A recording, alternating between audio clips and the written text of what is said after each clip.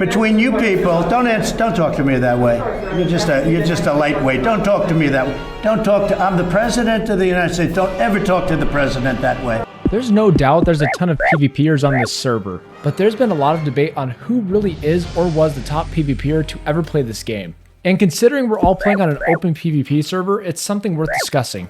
Now, there's a lot to unpack here, as there are many different metas of PvP. There's arena, open world PvP, and even some profession-based PvP. So I'm going to start with profession-based PvP. You can love or hate the guy, but I think we can all agree that Donald Trump consistently tops the PvP charts when it comes to profession PvP.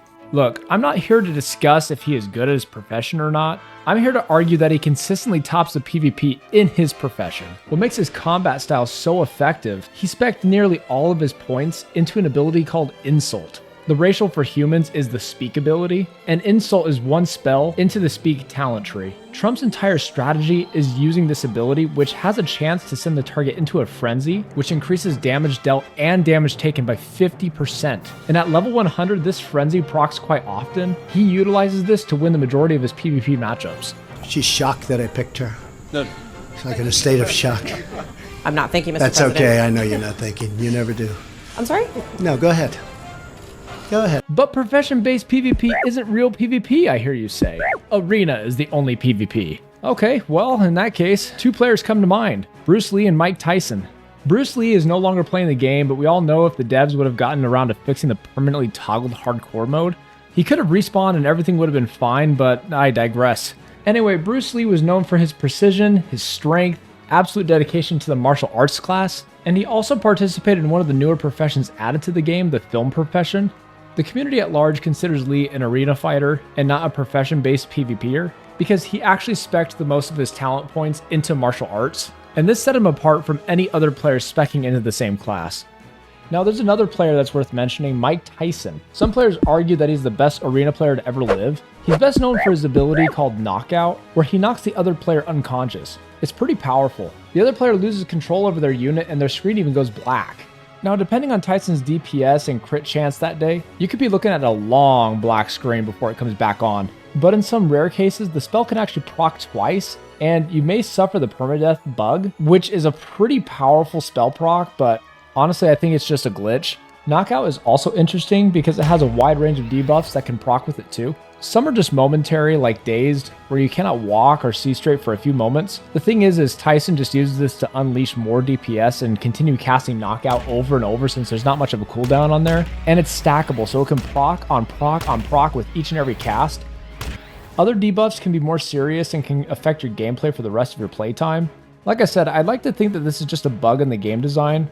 Now, some players do ask why Tyson's Knockout is at level 105 instead of 100. Well, if you notice, Tyson actually put some of his talent points from his speaking ability and moved them over to combat spells. Oh God, man, what? Is this your shortest fight ever? In any time, amateur, professional ever? Assalamu alaikum, Maida. I don't know, man. Now, there's some debate if taking points from a static ability such as Speak and applying those points elsewhere is an abuse of game mechanics, but other players argue that the RNG on Mike Tyson's spawn is what caused this, so they usually just allow Mike to keep that title of top arena PvP player. But there's another type of PvP that many players say is taboo. I mean, I do as well. It's no secret that we all know we're playing on a hardcore permadeath server. There have been some players that have taken their PvP to others with the intent to stop them from playing altogether. Like I said, I don't agree with this approach, but if you look back at all the different expansions, there's actually quite a few players on that list if you consider these guys. It's difficult to say whether or not these players were aware that this is a permadeath server or not, because there's always that small chance that they thought that they found some exploit in improving their KD ratio. But considering there was only one player to have been known to respawn, and that was Jesus, and honestly many players dispute this event even happened, you would think these PvPers would know even back then that we're all playing on a hardcore server, so maybe I'm giving them too much credit.